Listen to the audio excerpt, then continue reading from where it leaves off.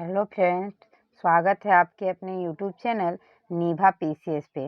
दोस्तों, आज हम लोग एम लक्ष्मीकांत में प्रैक्टिस सेट दिया गया है प्रीवियस ईयर का, जो यूपीएससी प्रीलिम्स में क्वेश्चन पूछे गए हैं, उसी पॉलिटी के क्वेश्चंस को आज हम लोग एनालिसिस करेंगे।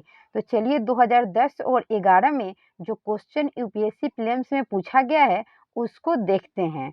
पहला क्वेश्चन है कि भारत के संविधान के संदर्भ में निम्नलिखित पर विचार करें। मौलिक अधिकार, मौलिक कर्तव्य, राज्य के नीति निर्देशक सिद्धांत। भारत के संविधान का कौन से प्रावधान भारत सरकार द्वारा शुरू किए गए राष्ट्रीय सामाजिक सहायता कार्यक्रम द्वारा परिपूरित किए जाते हैं? तो कौन परिपूरित किया जाता है दोस्तों? तो इसका सही आंसर बी होगा, केवल 3, यानी कि राज्य के नीति निर्देशक तत्व। राज्य के नीति निर्देशक तत्व की बात करें दोस्तों, तो यह आयरलैंड के संविधान से लिया गया है और हमारे संविधान के भाग 4 में इसका वर्णन किया गया है और आर्टिकल 36 से 51 तक इसका प्रावधान है। चलिए 2 नंबर क्वेश्चन देखते हैं। 2 नंबर में है कि निम्नलिखित कथन पर विचार करें। भारत का सर्वोच्च न्यायालय कानून अथवा तथ्यों के मामले में भारत के राष्ट्रपति को सलाह देता है। भारत को राष्ट्रपति को क्या सलाह देता है? कि स्वयं अपनी पहल पर सार्वजनिक हित से जुड़े किसी बड़े मामले पर यदि वह ऐसी सलाह मांगे, सिर्फ उन्हीं मामलों में जो नागरिकों के मौलिक अधिकारों से जुड़े हैं। उपयुक्त में से कौन सा कथन सही है? तो सही कथन को पहचानना है। तो इसमें कथन जो है केवल 2 सही है कि यदि वह ऐसा सलाह मांगे। हमारे संविधान में ऐसी व्यवस्था की गई है कि अगर भारत के जो राष्ट्रपति हैं, अगर वो मंत्रिपरिषद या सर्वोच्च न्यायालय से सलाह मांगेंगे तो उनको सलाह दिया जाएगा, इसके लिए वह बाध्य नहीं होंगे। चलिए 3 नंबर क्वेश्चन है कि लोक अदालतों के संबंध में निम्नलिखित में से कौन सा कथन सही है? लोक अदालतों का क्षेत्राधिकार मामलों के मुकदमे के पहले ही उनके समाधान का है, न कि ऐसे मामलों के समाधान का जो कि किसी न्यायालय में लंबित है। बी में है कि लोक अदालतों का केवल सिविल मामलों में दखल है, आपराधिक मामलों में नहीं।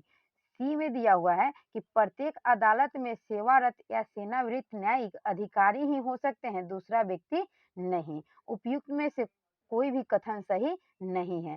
तो 3 का आपका जो सही आंसर होगा डी हो जाएगा कि उपयुक्त में से कोई भी कथन सही नहीं है। क्यों? क्योंकि प्रत्येक लोग अदालत में सेवारत या सेवानिवृत्त न्यायिक अधिकारी ही हो सकते हैं, दूसरा व्यक्ति नहीं। कोई भी व्यक्ति उसमें अधिकारी हो सकते हैं, बशर्ते उसका एलिजिबिलिटी को क्या करना होगा? पास करना होगा। 4 नंबर क्वेश्चन है। 4 नंबर में दिया हुआ है कि भारत सरकार अधिनियम 1935 में उल्लेखित निर्देशों के दस्तावेज इंस्ट्रूमेंट ऑफ कंस्ट्रक्शन भारत के संविधान में 1950 में किस रूप में समाहित किया गया था? तो यह किया गया था दोस्तों, 4 का सही आंसर बी हो जाएगा, राज्य के नीति निर्देशक सिद्धांत।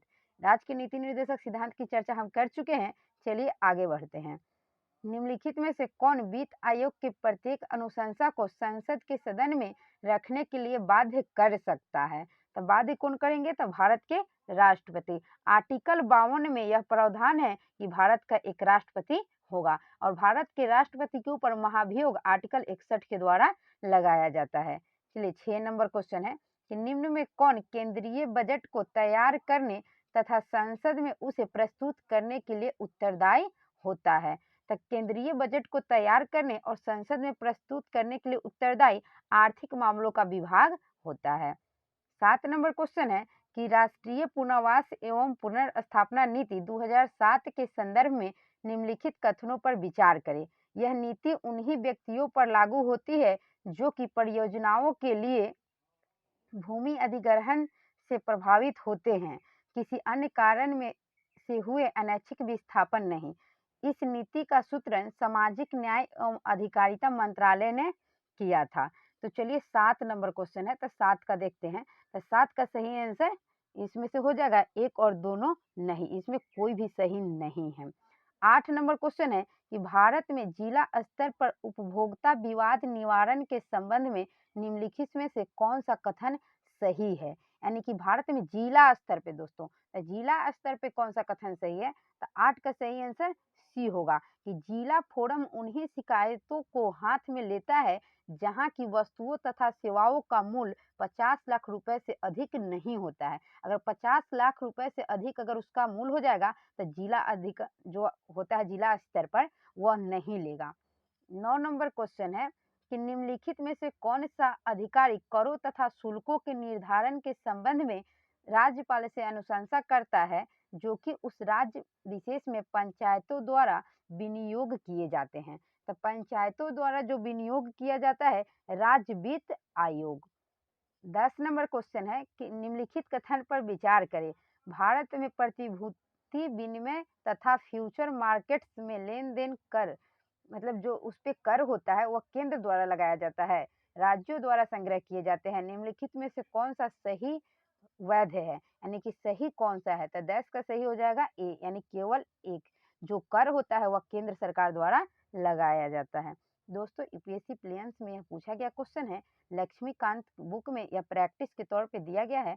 तो चलिए आज हम लोग इसको करते हैं और थोड़ा सा पैसेंस से पढ़िएगा क्योंकि क्वेश्चन थोड़ा सा टफ तो रहेगा ही क्योंकि यूपीएससी प्रीलिम्स का क्वेश्चन है, क्योंकि ये बीपीएससी ये सब में भी क्या होगा हेल्पफुल साबित होगा। 2011 का क्वेश्चन है दोस्तों कि संविधान 73वां संशोधन अधिनियम 1992 जिसका लक्ष्य देश में पंचायती राज संस्थाओं को बढ़ावा देना है, निम्नलिखित में से क्या प्रावधान करता है?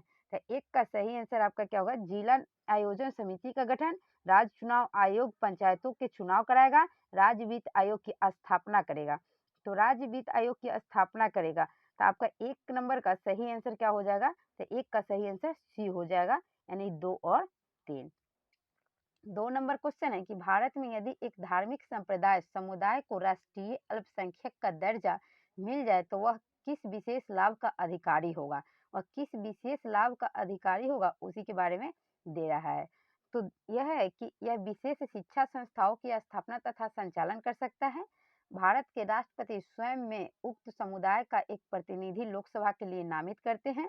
यह प्रधानमंत्री के 15 सूत्री कार्यक्रम से लाभ प्राप्त कर सकता है। तो 2 का सही आंसर सी हो जाएगा 1 और 3। यह शिक्षा संस्था कर सकता है, यह भारत के प्रधानमंत्री के 15 सूत्री कार्यक्रम का लाभ प्राप्त कर सकता है। दोस्तों अल्पसंख्यक की बात है तो अल्पसंख्यक की चर्चा हमारे संविधान में कहीं नहीं किया गया है। और बात रही अल्पसंख्यक का तो अल्पसंख्यक किसे कहते हैं?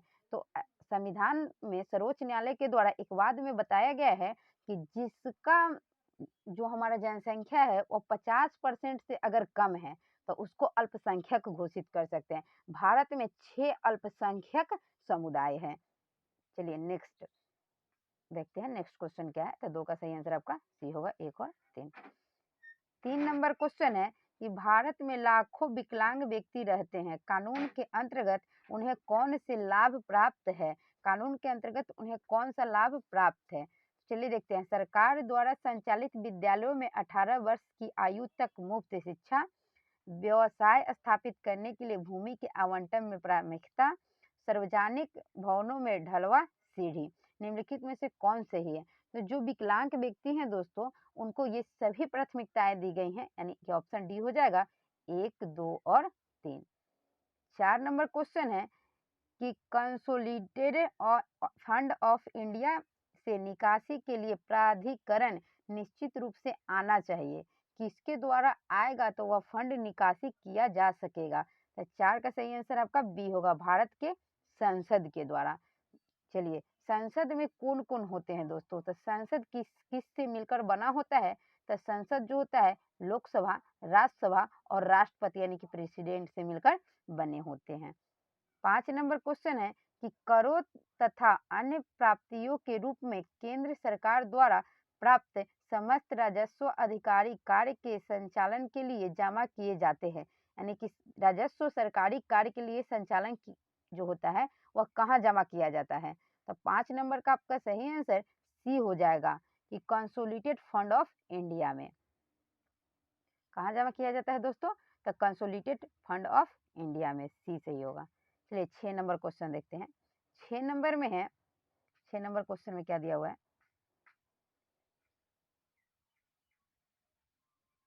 चलिए तो आज हम लोग यहीं तक करते हैं और नेक्स्ट प्रीवियस ईयर क्वेश्चन को नेक्स्ट वीडियो में करेंगे। ऐसे ही वीडियो के लिए हमारे साथ बने रहिए। मिलते हैं नेक्स्ट वीडियो में।